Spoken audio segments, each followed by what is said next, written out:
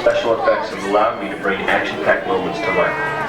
With Pearl Harbor, the visual effects took on special importance.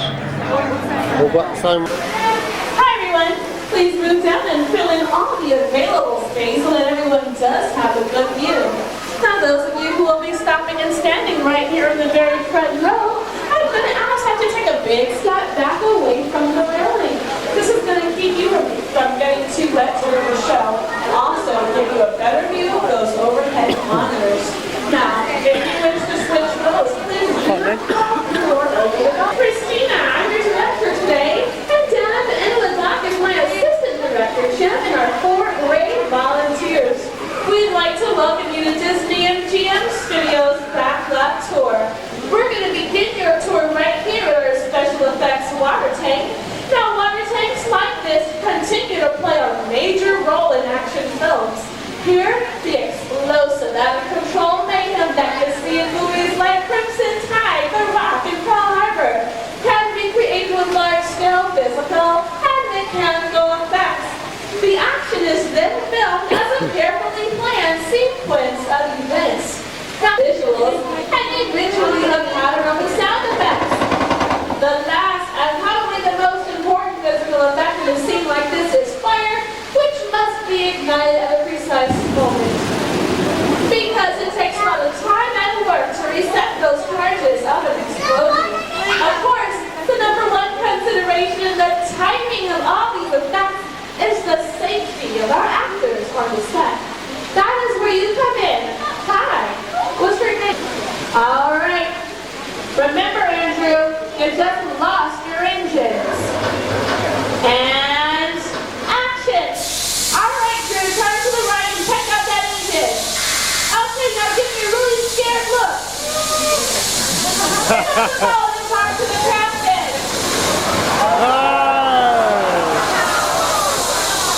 And cut.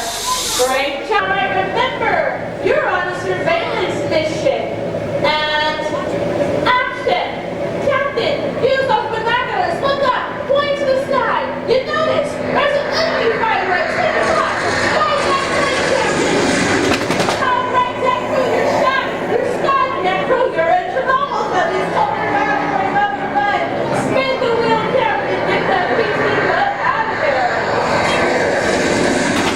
Now, it's too late. You just shut out your engine. Pick up the phone and talk to the mechanic. That's that crew. Come over here toward the right of the phone. Point to the water.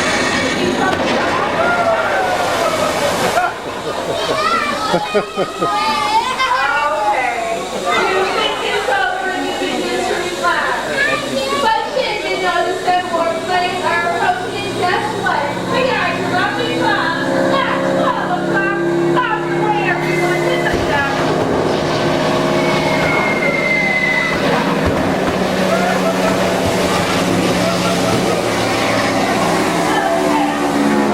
Aerial attack. But now, you are looking at point to the audience and yell, look out!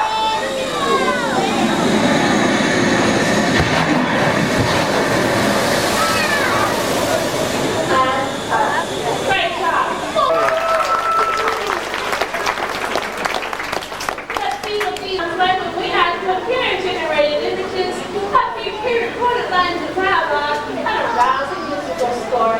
Take a look at the overhead monitors as we proudly present to you Harbor Attack.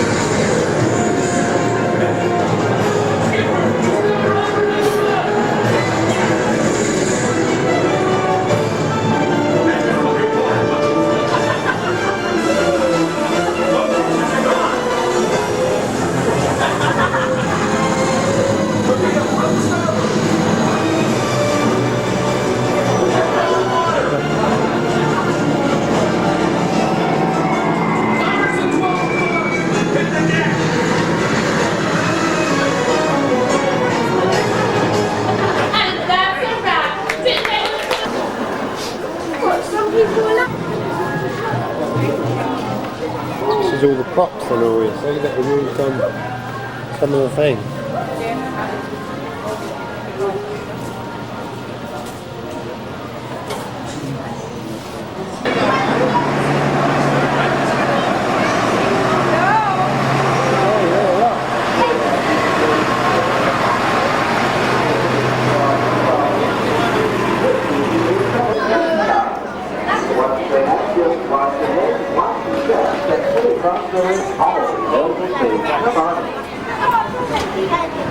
Good, isn't it, eh? Yeah, we got some home runs in there. We're probably going to get... This tower was modeled after a water tank Walt Disney had built for his Burbank Studios in 1939. Ours stands a lucky 13 stories tall, and it's capped off with a set of Mickey Mouse ears. Each of those ears weighs in at 2.5 tons. Ours stands a lucky 13 stories tall, and it's capped off with a set of Mickey Mouse ears. Each of those ears weighs in at 2.5 tons. It's 28.5 in diameter, does translate into a hat size of 342 and 3/8. The reason we know that hat size is because for past holiday seasons, we topped the tower with a big red, white stocking cap. But the Disney MGM Studios is more than just a theme park. It is also a working production center that features sound stages, outdoor sets, state-of-the-art editing facilities, recording studios, and everything else needed to produce television shows, movies, and even radio shows. These were taken from a mold of a real P-40 and were built in fiberglass over a steel frame. They only built 16 of these for the movie. The rest of the airplanes you saw lining the runways and inside the hangars were all built inside of a computer. Back over on the right, you'll get your last eyeful of our Earffel Tower. That is quite a masterpiece there. But now we're entering one of our more glamorous departments. This will be the world of creative costuming. The costuming process begins with designer sketches, some of which can be seen along the far walls. Then our talented seamstresses and tailors take over.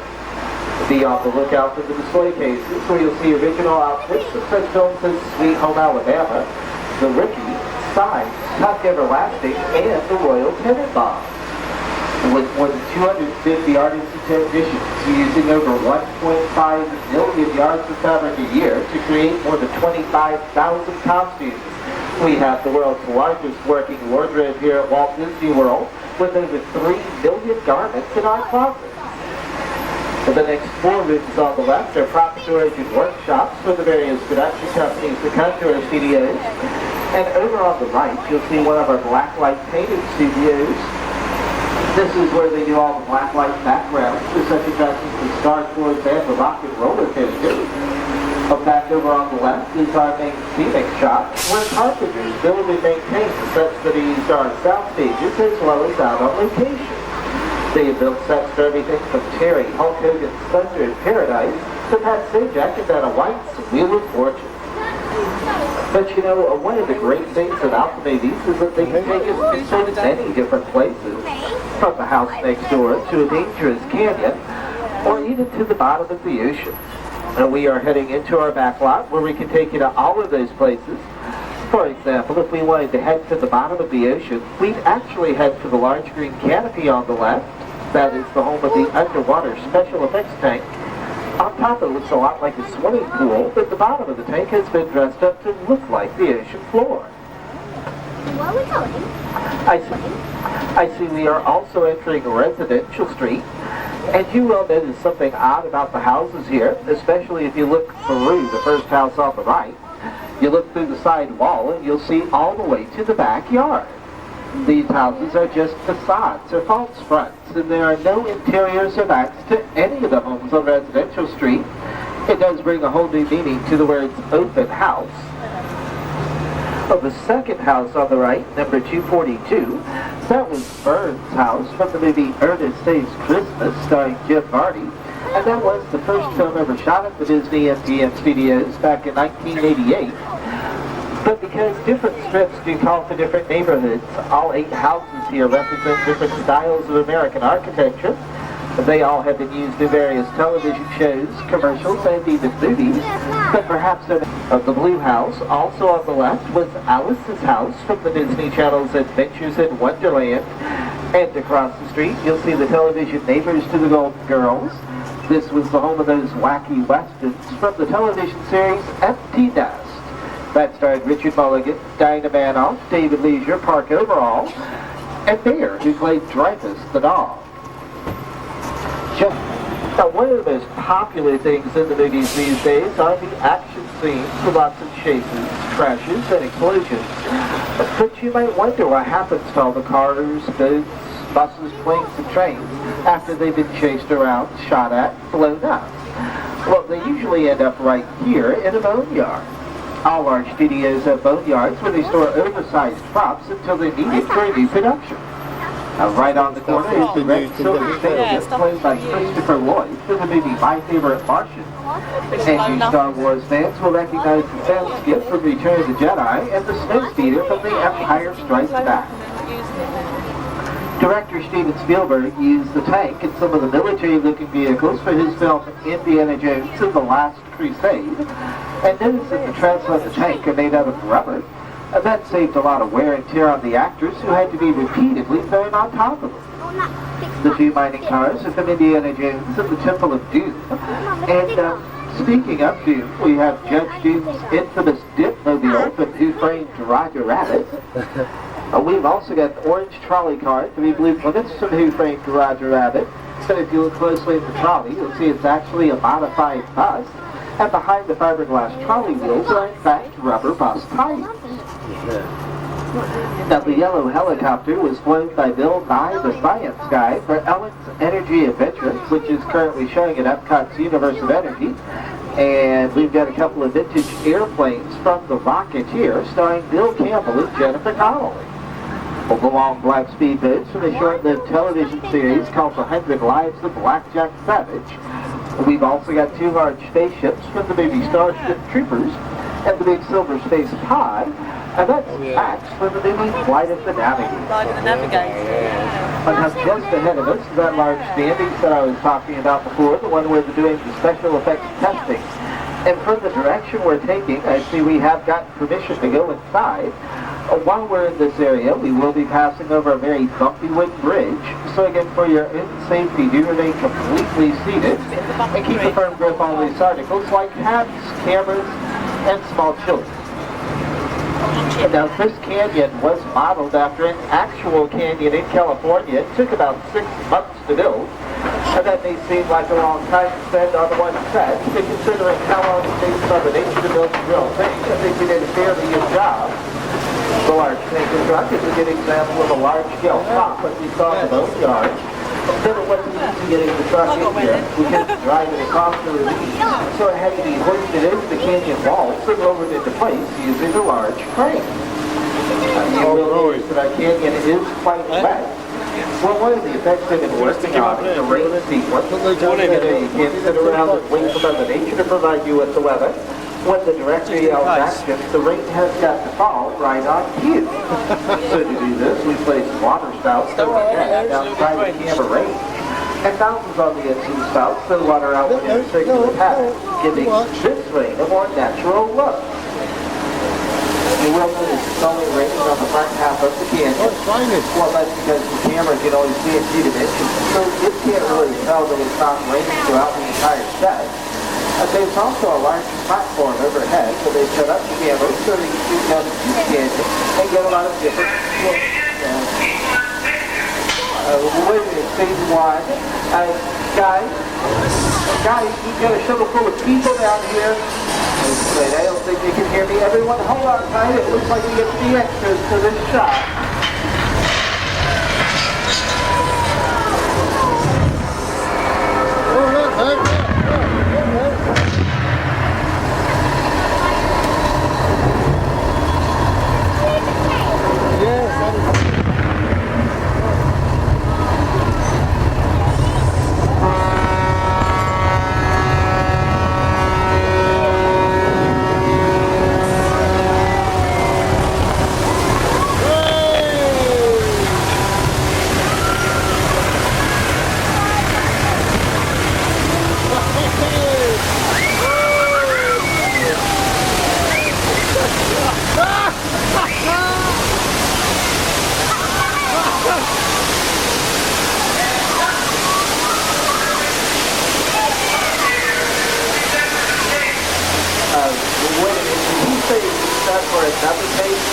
I think that one was just fine.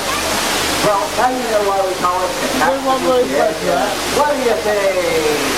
Yay, all right. Well, now we'll take you behind the scenes. We'll show you how all this capacity was created. We're all here.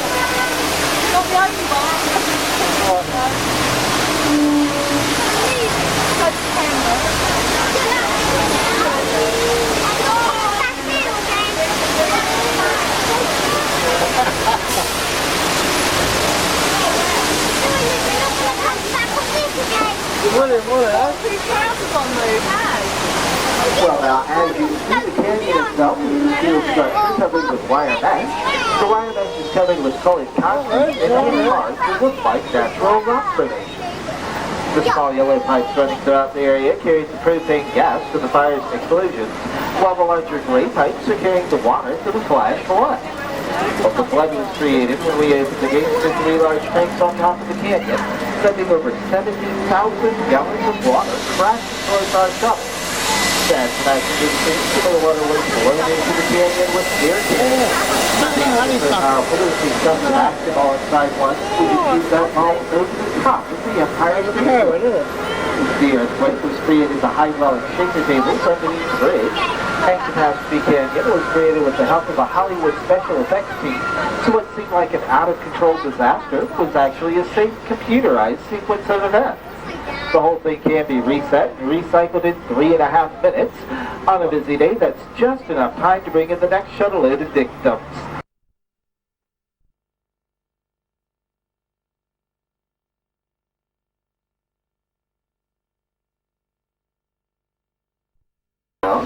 Well, anyways, folks, as you come around the corner, off to the right, look carefully through the trees and into the prop warehouse. You'll see some of the steel structures that hold our facades on New York Street up. These are designed with Florida weather in mind. It can withstand hurricane-force winds of up to 100 miles an hour, which is very good considering the buildings are mostly styrofoam, fiberglass, and plywood with a thin layer of stucco on the outside for texture.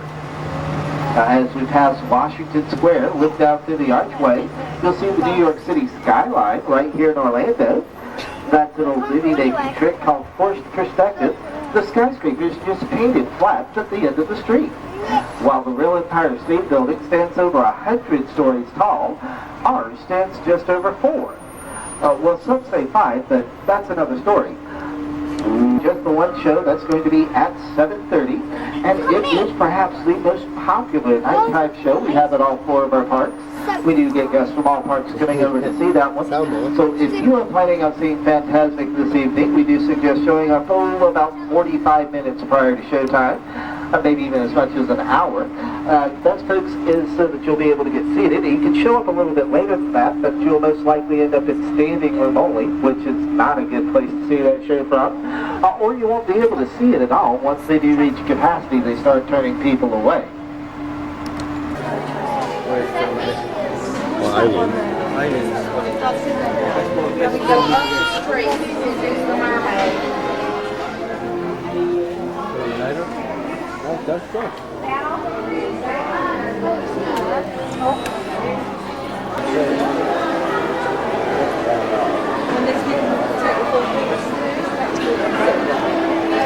Not if it was like the food we had yesterday.